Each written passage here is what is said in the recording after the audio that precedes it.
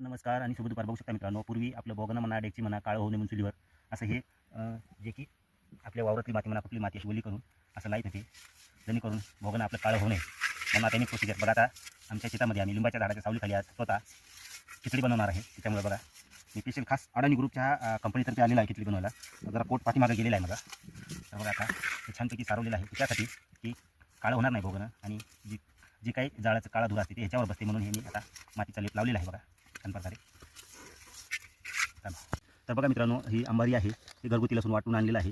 आणि खिचडीचा मटेरियल ज्याचा की तेजपत्ता, इलायची, वेगवेगळे लवंग वगैरे, मला ते खडे मसाले आहेत, ही घरगुती हळदी पावडर आहे, ही पायसेस जे जिरे आहेत, आणि ही मसूरची डाळ आहे, हे बारीक चिरलेले टमाटो, ही मिरची, ही खोबरं आहे, इथे कांदा आहे आणि याच्यामध्ये गोड तेल आणि हे नमक,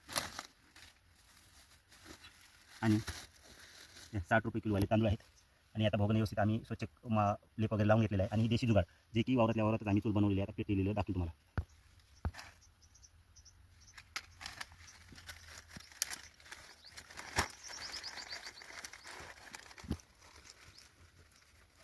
तर बघा आता आमची शेतामधील लिंबाच्या झाडाखालची खिचडी मी आज बनवणार आहे.